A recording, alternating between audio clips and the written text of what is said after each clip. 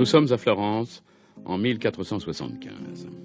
La République, sous la tutelle avisée de Laurent de Médicis, dit le Magnifique, connaît puissance et prospérité. Fiora, fille du riche marchand Francesco Beltrami, a 18 ans. Elle est belle, rieuse et passionnée. Revenant d'un séjour à Fiesole, accompagnée de Dame Léonarde, sa gouvernante, elle croise sur sa route Philippe de Selonget, gentilhomme bourguignon. Celui-ci est envoyé par Charles le Téméraire, qui veut emprunter de l'argent à Lorenzo de Médicis afin de poursuivre sa guerre contre Louis XI, roi de France. Lorenzo refuse et prépare le tournoi qui doit sceller l'alliance de Venise avec Florence. Francesco Beltrami, le père de Fiora, a de farouches ennemis, les Pazzi. Jacopo, qui conspire la perte des Médicis. Hieronima, mère de Pietro, dégénéré, fourbe et sadique, qui est amoureux de Fiora. Francesco refuse d'épouser Hieronima, sa cousine, qui s'offre à lui. Au cours d'un bal au palais Médicis, Fiora revoit Philippe de Selonget, qui lui fait ouvertement la cour, sous l'œil inquiet de Beltrami et celui perfide de Hieronima. Rentrant du bal, elle est sauvée in extremis d'un enlèvement par Démétrios Lascaris, médecin byzantin attaché à Lorenzo. Un voile taché de sang, ayant appartenu à sa mère, obsède la jeune fille. Philippe, qui connaît le secret de la naissance de Fiora, fait chanter Francesco Beltrami afin d'obtenir et la main et la dot de la jeune fille pour armer son maître, Charles le Téméraire. Fiora, ignorante de ce marché, accepte avec bonheur d'épouser dans le plus grand secret celui qu'elle aime. Mais Philippe l'abandonne au lendemain de leur nuit de noces pour rentrer en Bourgogne.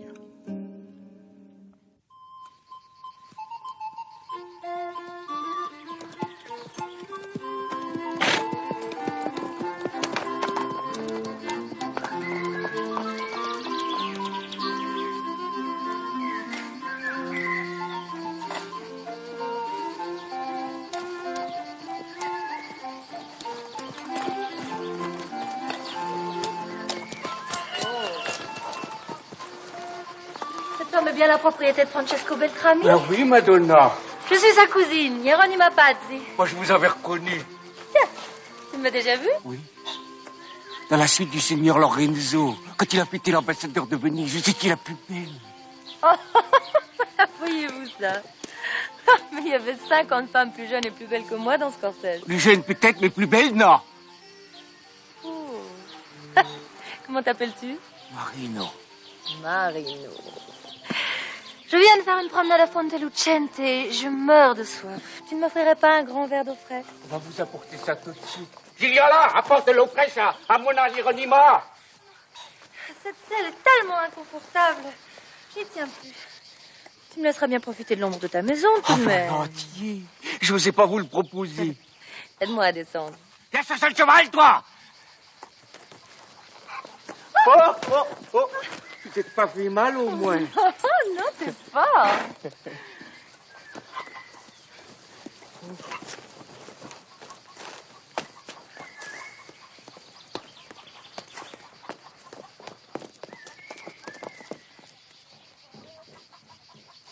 Oh, il fait bon chez toi. Quand on sort de cette fournaise. Ça fait d'habitude. Oh. Vous savez, je suis dehors toute la journée. Ah oui, bien sûr. Et tu étais le muletier de mon cousin Francesco. C'est vrai. Et un muletier, c'est toujours dehors, par tous les temps. Eh oui. C'est un métier dont on se fatigue vite. Aussi, commissaire Francesco m'a proposé de prendre cette ferme il y a 18 ans. Je me suis laissé tenter. Oh, je me sens mieux. J'ai encore soif. Ah, oui. Oh, mais cette fois-ci, je prendrai bien un peu de vin. Celui qu'on boit chez mon cousin est délicieux. Il vient d'ici? Oui.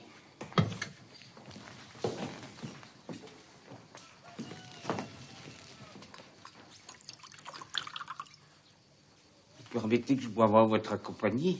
Oh, mais bien sûr, au contraire. Ne dit-on pas malheur à celui qui boit seul? Ah.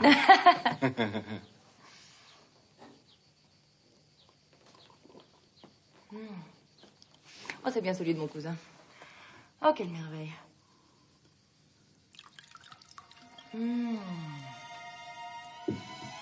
Toi qui as beaucoup voyagé autrefois, quel vin est le meilleur à ton avis? Le Toscan ou le Bourguignon? San Francesco disait, le Bourguignon, c'est le vin de l'esprit. Le tien sera celui de l'amour. Et toi, qu'en penses-tu? Moi?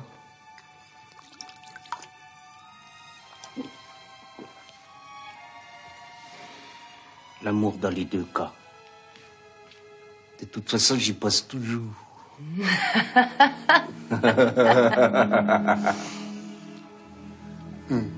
À quand remonte ton dernier voyage? À 18 ans, je vous l'ai dit tout à l'heure. Ah oui. Et vous étiez allé en Flandre? Non, à Bourgogne. Et à Paris ensuite? Non, seulement à Bourgogne jusqu'à Dijon. Après, on est rentré chez nous. Mais pour quelle raison? Une bonne raison que devait avoir mes sœurs Francis. Moi, je me souviens plus de rien.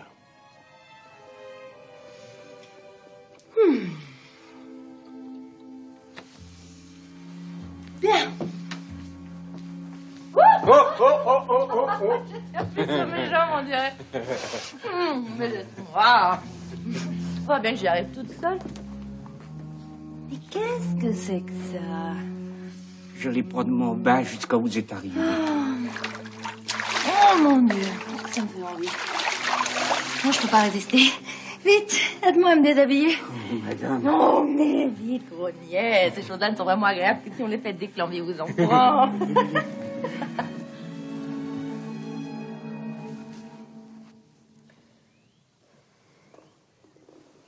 Mais non, mais pas ta reine là. Et pourquoi? Parce que je la prends et que tu es chez Kemat. Bien, qu'est-ce que tu veux? Il faut bien que quelqu'un un jour soit chez Kemat.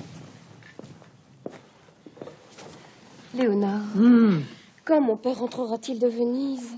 Mais demain, ma chérie, voilà 10 fois que vous me le demandez que je vous répète la même chose. Pardonne-moi, je ne sais plus où j'ai la tête. Tu n'es pas malade. Mais non. Oh.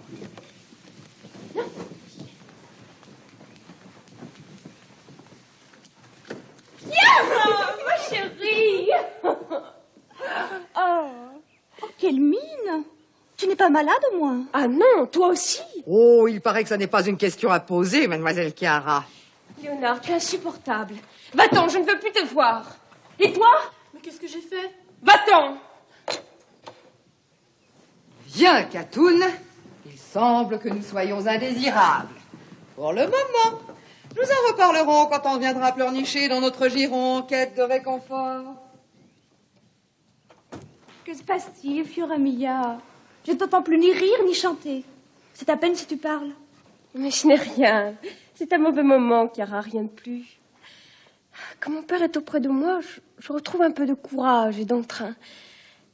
Mais dès qu'il s'éloigne, je me sens nerveuse, inquiète. De quoi? Je ne sais pas. De rien. De tout. Non, c'est un mauvais moment que je traverse. En es-tu bien sûr? Mais oui, pourquoi? Avant-hier, te souviens-tu? Nous étions auprès du baptistère. Giuliano de Médicis s'est passé avec sa joyeuse bande. Il nous a salués, et toi, tu l'as à peine regardé. À mon avis, il était très vexé. Mais c'est pour toutes les fois que je me suis vexée, moi, parce qu'il ne me regardait pas. De toute façon, les sentiments de ce jeune homme ne m'intéressent absolument pas. Fiora, tu n'aimes donc plus? Eh bien, il me plaisait, il me plaît beaucoup moins. Mais nous parlons de moi et je crois que le sujet est épuisé. Toi, comment vont tes amours? Bernardo d'Avanzati fait-il des progrès? Il est à Rome la plupart du temps. Faudrait mieux qu'il y reste tout à fait. Car à chaque fois qu'il revient à Florence, je le trouve de plus en plus ennuyeux.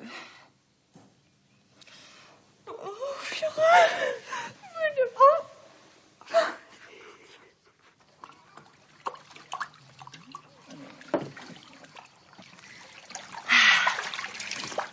Merci, mon ami.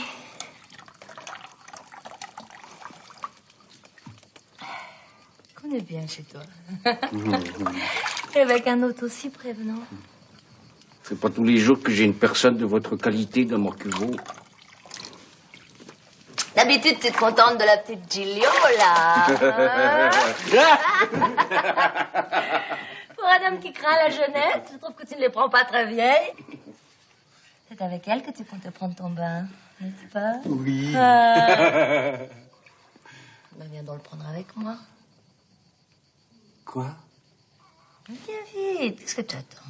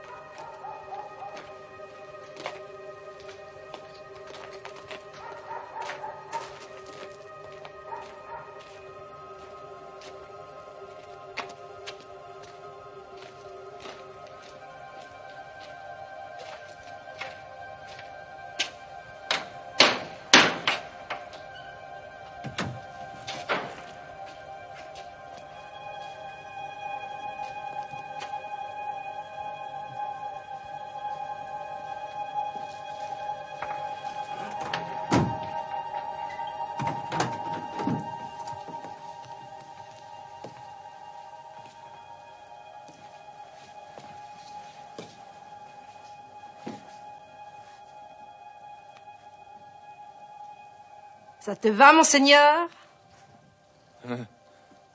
Tes chambres sont décorées avec un goût de plus en plus atroce, Pippa. Il est vrai que quand on voit les oripeaux dont tu es affublé... Tu as mille fois raison, monseigneur. Mes clients aiment de plus en plus il y a de mauvais goût. C'est normal, ce sont tous des gens riches. Et Florence est la ville au monde où il y a le plus de belles choses. Chez moi, c'est riche, mais c'est moche. Alors ça les change et ça les excite. Décadence! Qu'est-ce que c'est que ça? Un souper fin pour te mettre en appétit ou pour te refaire des forces. Ça suffit! Va le chercher! Tout de suite, monseigneur.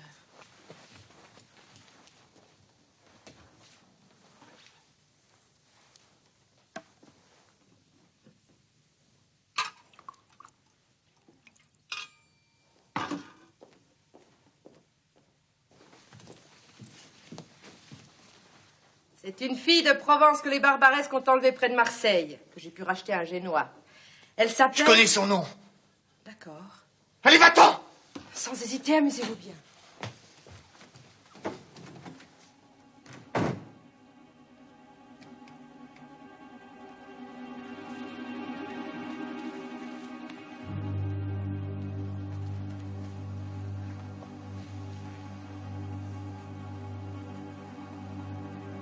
Fiora? Fiora!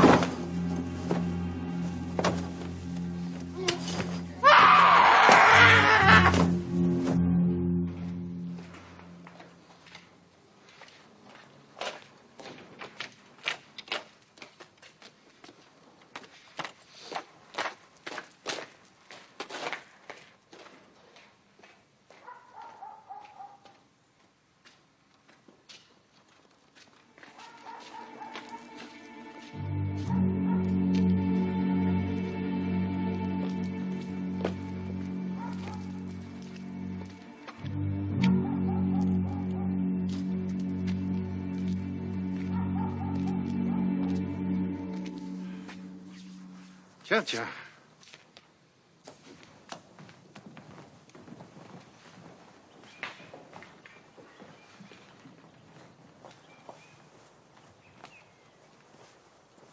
Monseigneur.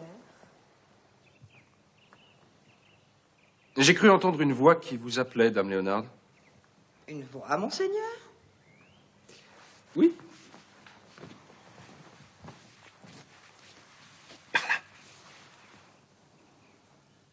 Ah, bien. Courez vite.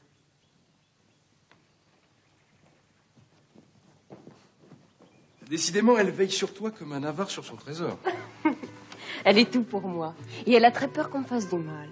J'ai donc l'air d'un homme qui pourrait te vouloir du mal. Je t'ai souvent entendu dire qu'un visage est plus difficile à déchiffrer qu'un livre d'astronomie. Oui, mais alors je voulais parler d'un visage de femme. Par exemple, je suis incapable de lire sur le tien. Alors ne crains rien. Je ne veux pas dire par là que tu aies quelque chose à me cacher. Mais une femme aussi belle que toi ne peut laisser paraître à tout moment ce qu'elle éprouve.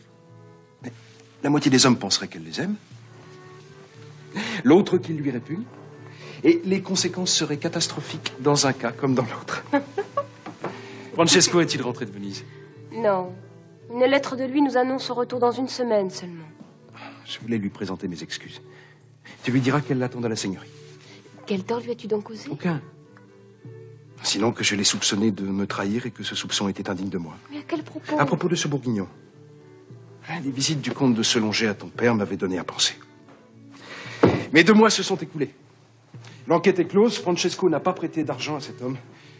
C'est donc moi qui me suis comporté comme un mauvais ami. Mais qu'est-ce que tu as, Fiora? Je ne sais pas, Lorenzo.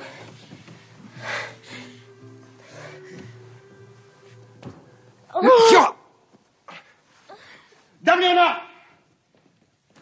Dame Léonard! Que lui avez-vous fait? Et nous parlions et elle a perdu connaissance. Allons, aidez-moi. Oui. Laissez-lui un coussin sous la tête. Non, sous ma tête. Sous les reins. Elle est blanche comme un drap. Il faut lui faire revenir le sang au visage. Et vous, monseigneur, donnez-lui quelques soufflets.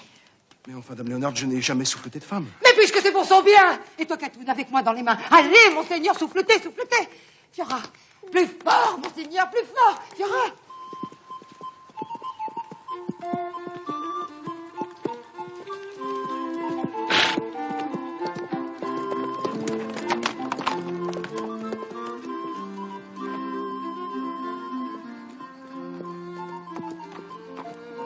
Marino!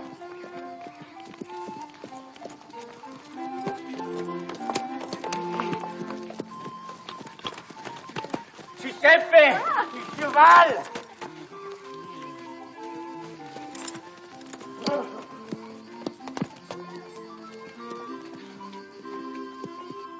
Comment te sens-tu? Mieux, Lorenzo. Je suis si honteuse. Mais de quoi, mon Dieu? Cela t'est déjà arrivé? Depuis quelques jours seulement, Le elle ne... départ de son père pour Venise l'a contrariée au-delà de ce que l'on peut dire. Elle dort très mal et elle ne mange plus. Et pour un peu, elle se laisserait périr d'inanition. Je vais t'envoyer un médecin. Non, c'est inutile, Lorenzo. Mon père entre demain et tout sera fini. Certainement, monseigneur, je vous le dis. Ce n'est que l'absence de messer Beltrami. J'en ai parlé à Francesco, Fiora. Tu lui es trop attaché, cela n'est plus raisonnable. Il faut absolument que nous te choisissions un mari.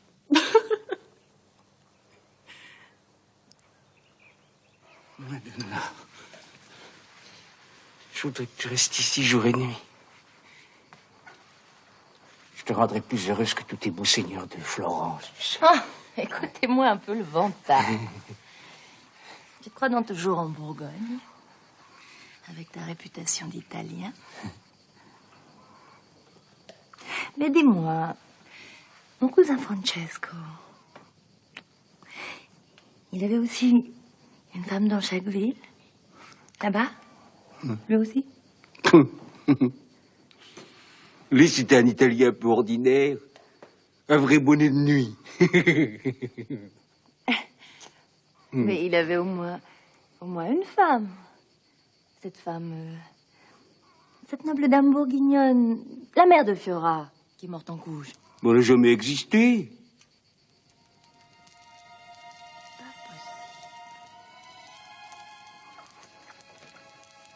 N'en parlant plus. Ah, si, tu dois en parler. Ne commence pas une histoire aussi intéressante pour s'arrêter dès le début. Je t'ai dit, je veux pas en parler. Bon. Aide-moi à m'habiller. C'est la dernière fois que tu me vois. Madonna, j'ai donné ma parole. Et moi, je te donne la mienne. Si tu ne me racontes pas toute l'histoire, je ne mettrai plus jamais les pieds ici, ni le reste dans ton cul.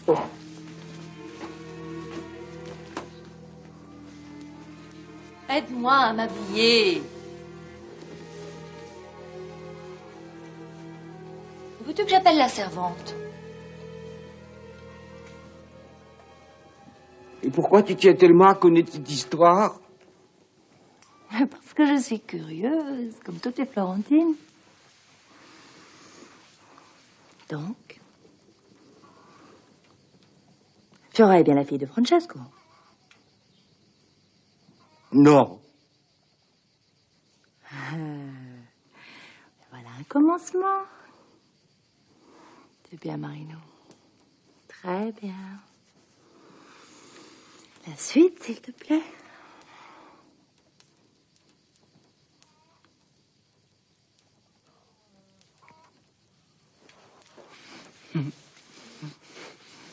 La suite. Mon gros lion.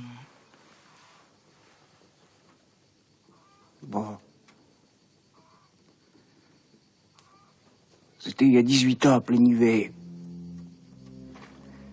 Nous arrivions à Dijon, Monsieur Francesco et moi. Il faisait un froid de loup. Il y avait de la glace dans les ruisseaux. Pourtant, les rues étaient pleines de monde. Et tous ces gens marchaient vers la place Morimont, où ils s'attassaient pour voir le bourreau couper la tête à deux jeunes gens. Un garçon et une fille.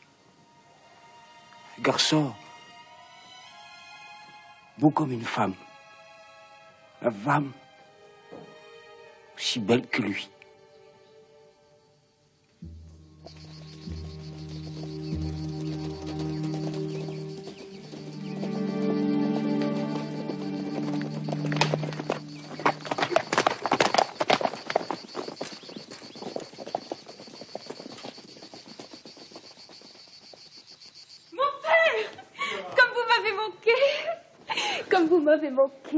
Ah, et moi, crois-tu que je n'ai pas pensé à toi? Chaque jour et à chaque instant. Bonjour, Dame Léonard.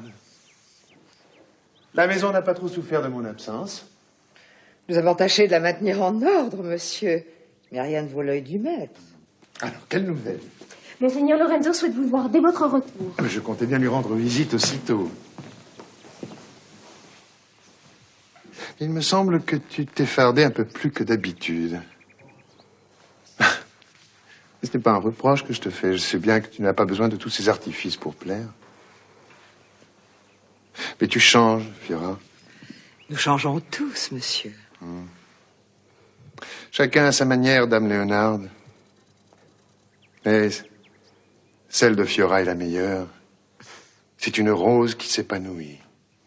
Oh, taisez-vous. Comment voulez-vous que je ne devienne pas un monstre de vanité si vous me parlez toujours ainsi?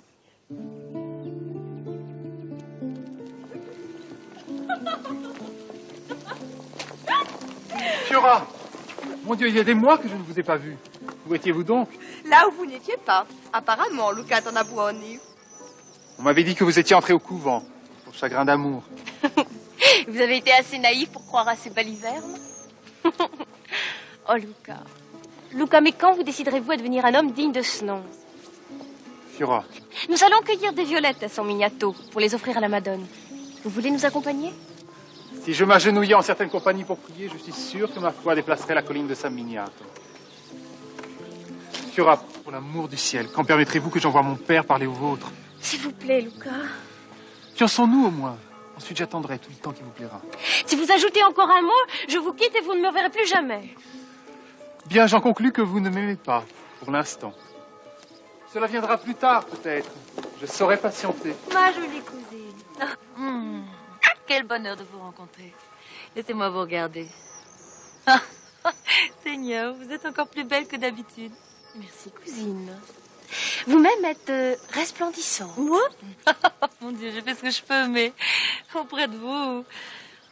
On m'a dit que Francesco était rentré de Venise. C'est vrai? Très bien. Et est-il chez lui à cette heure? Je crois, oui. Le mieux du monde. À bientôt, ma chérie. Pietro?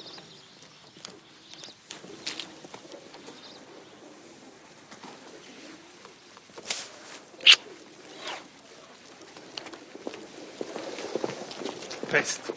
Je ne vous savais pas en si bon terme avec les Parzi. Moi non plus.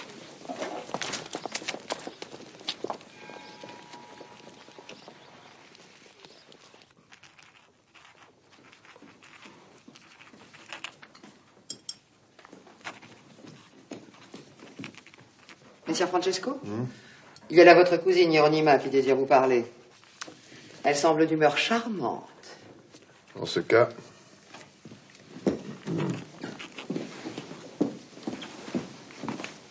Bonjour Francesco.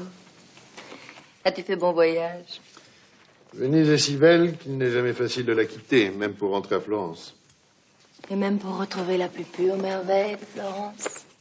La douce, la tendre, l'incomparable Fiora. Tu as raison. Pour elle, je reviendrai de l'autre bout du monde. En y laissant tous les trésors du roi Salomon.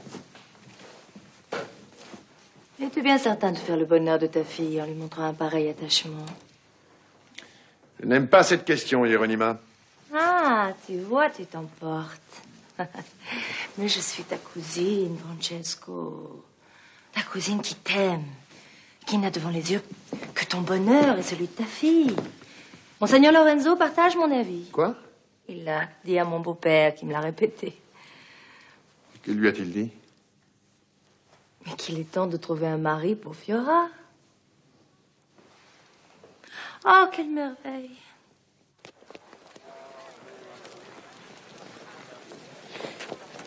Pardonne-moi, Cara, il faut absolument que je parle à mon père. Mais ma chérie, pardonne-moi.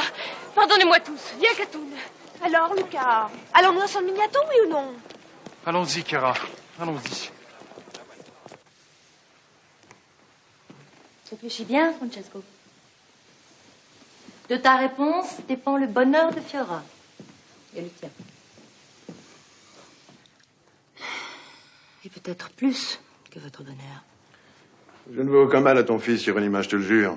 Ce malheureux m'inspire même de la pitié. Prends garde! Si le malheur vous frappe, ta fille et toi, vous ne devrez attendre de pitié de personne. Garde donc la tienne. Pietro est bien plus riche et plus intelligent que tous les godelureaux de Florence. Peut-être. C'est pas sa faute si Dieu l'a fait tel qu'il est. Mais aucune femme jeune et belle ne serait assez folle pour vouloir d'un mari comme lui. Il est né de la meilleure noblesse de Florence! Et ce n'est pas un bâtard, lui. Si la naissance illégitime de Fiora te répugne à ce point, pourquoi vouloir à tout prix qu'elle épouse Pietro? C'est une naissance illégitime? Oui. Tu sais bien qu'il ne s'agit pas de cela seulement. Ah bon? Mais de quoi s'agit-il alors? Faut-il vraiment que je m'explique?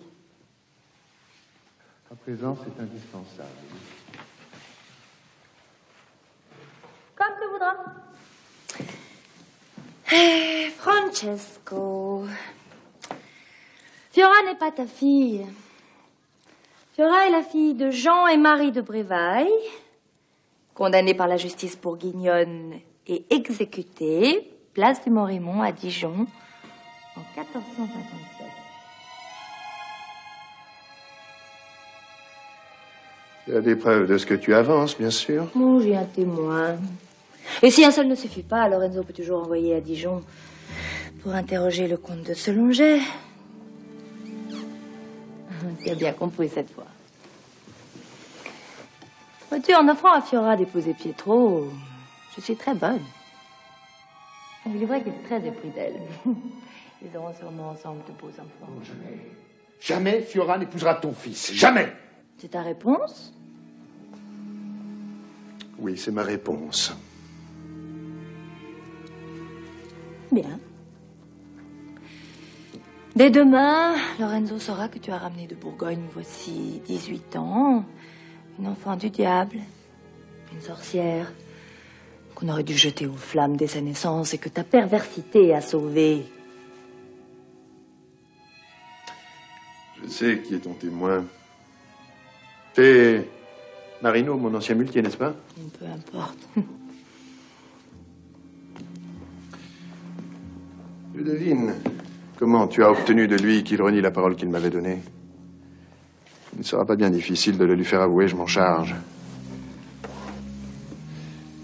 Je devine aussi la joie de ton beau-père quand il saura que tu t'es donné à ce rustre.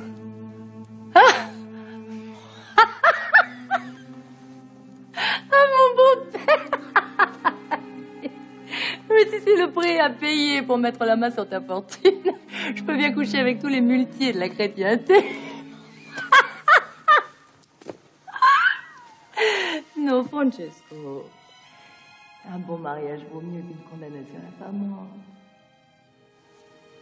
Et que la ruine, non?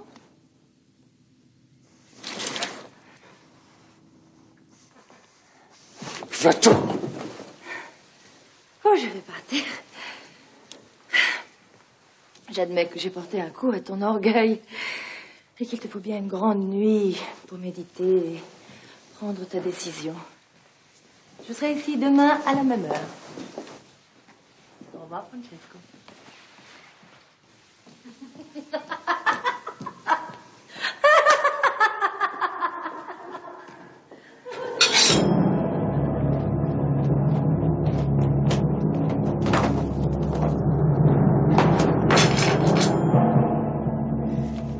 Ta perte est la mienne, pourquoi ne m'as-tu pas laissé la tuer? Parce qu'il y a bien assez de malheur dans ta vie, ma pauvre enfant chérie. Que te deviendrais-tu s'il fallait maintenant qu'on t'accuse d'un meurtre? C'est un meurtre qu'on accuse Jean et Marie de Brévaille pour qu'on les exécute? Non. De quel crime alors?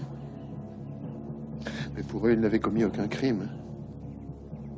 Aux yeux de la justice des hommes, ils avaient commis un crime pire qu'un meurtre. Aux yeux de la justice de Dieu, étaient-ils coupables?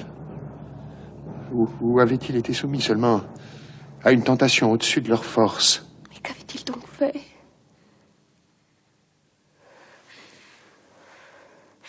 Ne croyez-vous pas que le temps soit venu de me dire enfin toute la vérité?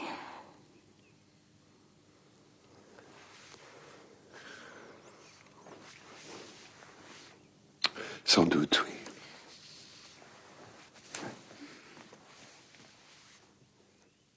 Voilà. C'était un triste jour d'hiver. En 1457, à Dijon.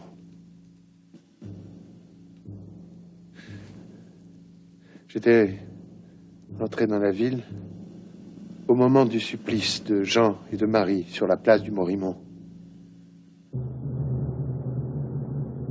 Le glas battait ses notes funèbres. Je n'étais pas venu à Dijon pour assister à une exécution capitale, mais pour prendre un peu de repos au cours d'un long voyage de Florence jusqu'en Flandre. La foule était telle dans les rues que nos montures furent contraintes de s'arrêter aux abords de la place. Et là, soudain, nous avons vu les condamnés.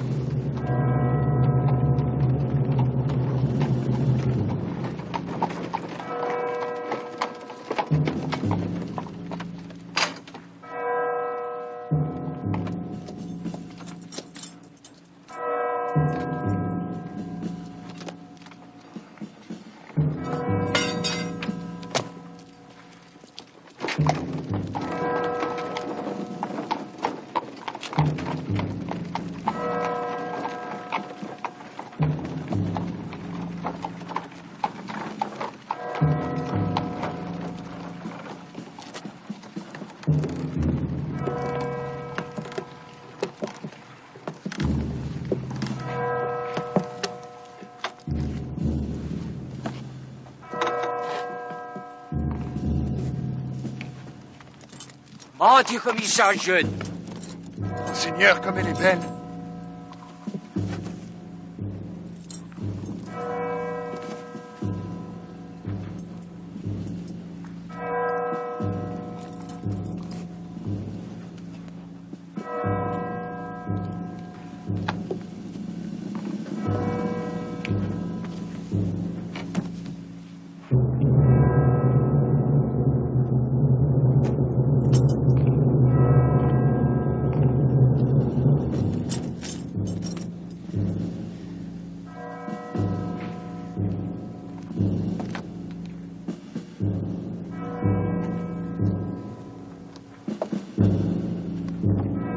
Grâce pour eux! Taisez-vous, monseigneur, vous allez nous faire écharper. Je ne peux tout de même pas laisser massacrer ces enfants! Grâce pour eux! Pas de grâce! Monseigneur le duc a ordonné la mort!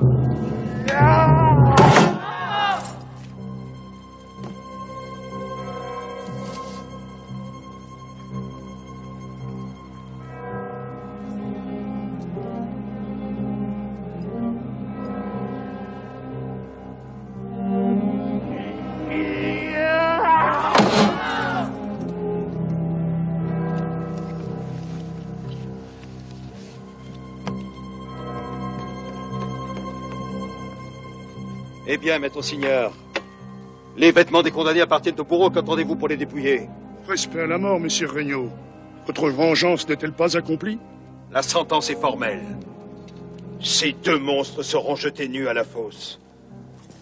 Allons, ôtez-leur leurs vêtements et emportez-les. Je ne les emporterai pas. Je ne veux attirer le mauvais sort, ni sur moi, ni sur mes gens. Qu'est-ce que tu dis? Vous avez bien parlé, maître. Il a parlé contre la loi. Il s'agit de la loi. Tenez. Prenez ceci. Je vous rachète les habits de ces malheureux. Qu'ils soient enterrés dignement vêtus. De quoi vous mêlez-vous? Leurs âmes sont déjà en enfer. Et sur leur corps maudit, j'ai tous les droits. Êtes-vous le Seigneur Dieu pour décider du ciel et de l'enfer? Êtes-vous Messire Satan pour vous arroger tous les droits? Cette femme était la mienne. Et lui, savez-vous seulement qui il était? Son propre frère.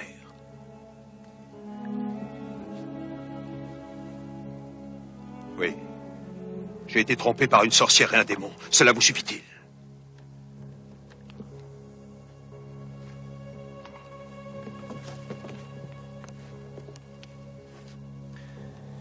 Ils sont morts à présent. À Florence, nous disons que seule la mort peut rompre les liens du mariage. La mort est passée. Cette femme n'est plus la vôtre. Et la faute qu'ils ont commise s'est éteinte. Allez-vous-en. Vous changez! Veux-tu que je te jette à bas de cet échafaud?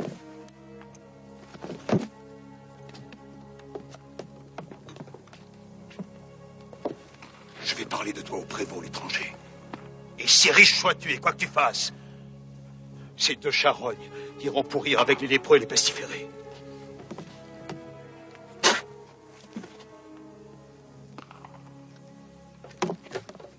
Il a raison, hélas. Les corps de ces malheureux enfants doivent être jetés à la fosse. Aidez-moi à leur donner une vraie sépulture. L'ordre du juge doit être exécuté. Très bien.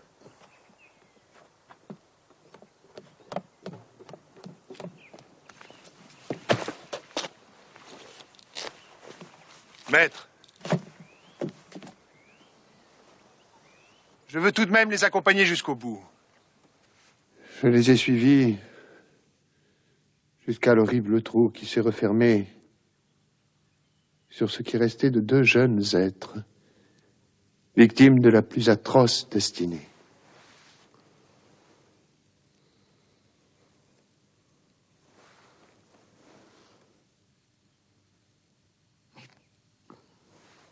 Et pourquoi avez-vous fait tout ça? Vous ne les connaissiez pas?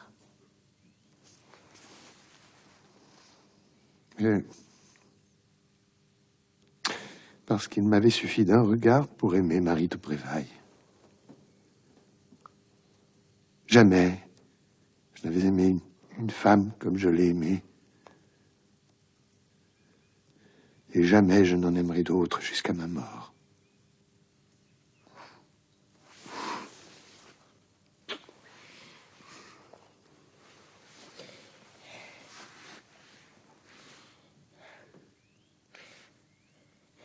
Et moi? Toi. Oh, toi.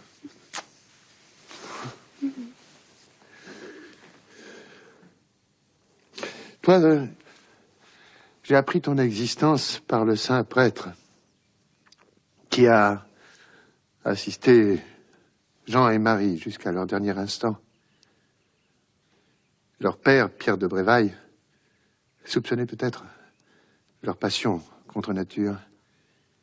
Il décida de donner Marie à un homme très riche qui portait la laideur de son âme sur son visage. Messire Regnault Duhamel. Elle a vécu un enfer auprès de lui. Elle mit au monde une petite fille. Il retira son enfant à Marie, qui se retrouva seule avec son bourreau. Battue, méprisée, séquestrée. Elle s'enfuit, rejoignit son frère et ils décidèrent de s'installer à Paris. Là, pendant quelques mois, ils vécurent comme mari et femme. On les arrêta. On les ramena à Dijon. Marie était enceinte. On attendit seulement avant l'exécution qu'elle mit l'enfant au monde. C'était toi. Je sais à présent pourquoi le comte de Solonger m'a prise et abandonnée. Je croyais qu'il méprisait la fille de Francesco Beltrami. Je sais maintenant qu'il m'a quittée comme on fuit le diable. Tais-toi. Tais-toi donc.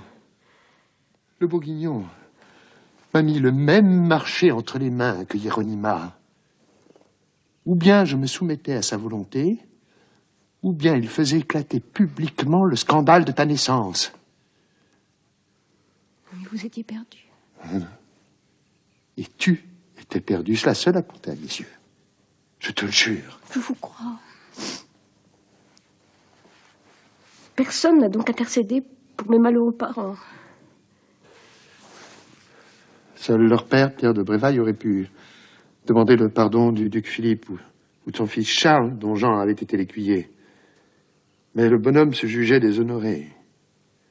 Il a même refusé de t'accueillir dans sa maison après ta naissance. Il t'a laissé à l'hôpital de la Charité avec les enfants abandonnés.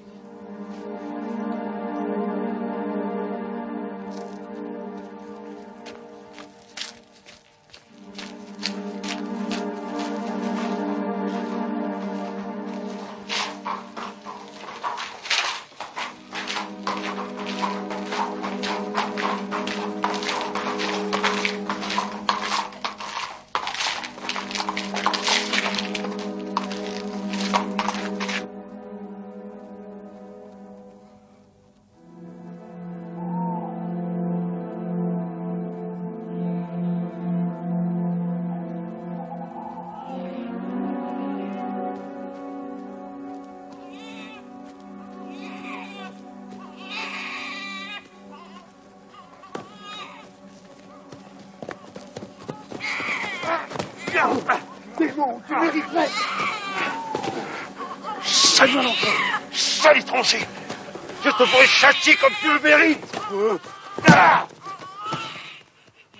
Bricole! Je crois bien que j'ai tué! Mais viens vite, Marino, viens vite!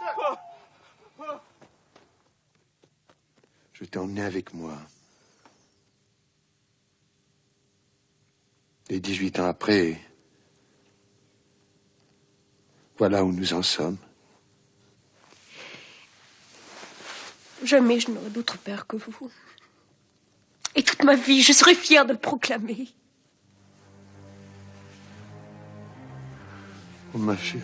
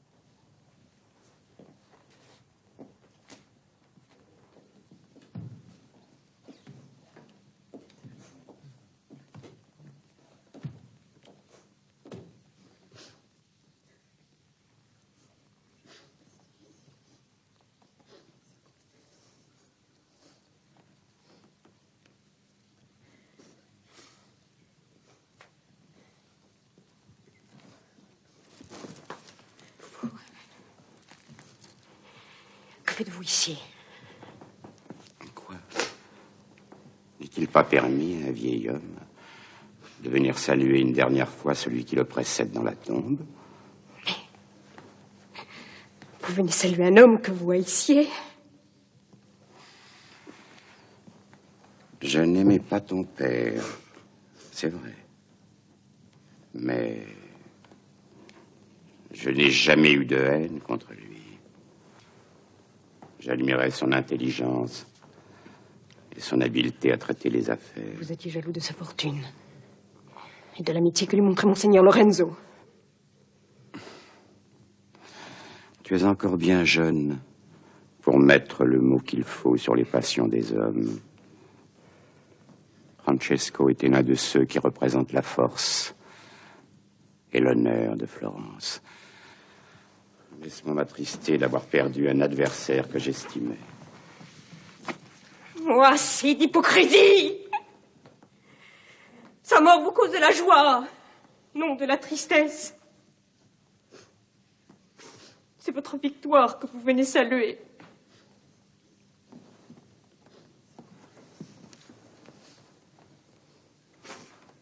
Enfant, tu m'insultes gravement. Ni ta douleur, ni la présence du corps de ton père n'excusent ta folie. Quoi qu'il arrive à présent, ne compte plus jamais sur ma pitié. Allez-vous-en.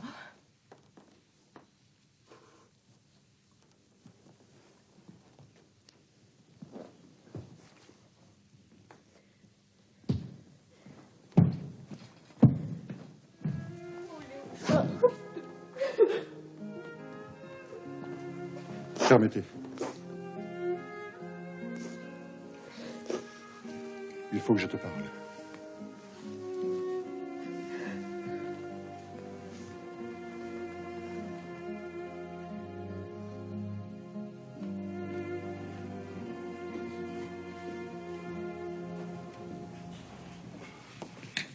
Je pensais bien qu'on en voulait à la vie de ton père. J'avais donné à Catoun une drogue puissante dont j'ai le secret. Qu'elle devait utiliser si l'on tentait de l'empoisonner. Je n'imaginais pas qu'on oserait s'attaquer à lui en pleine rue, en plein jour, et avec ceci. Esteban l'a ramassé près du corps de Francesco. Mais le meurtre a été commis au milieu de la foule et l'assassin n'a été vu ni reconnu de personne. Pourquoi gardes-tu ce couteau? Il faut le remettre à la justice. Sans me vanter, je crois être plus habile que la justice pour faire parler les objets et les assassins. Laisse-moi agir à ma guise. Mais toi, Fiora, tu ne peux plus rester à Florence. Quoi? Une épreuve terrible te menace. Je ne sais si tu pourras la surmonter.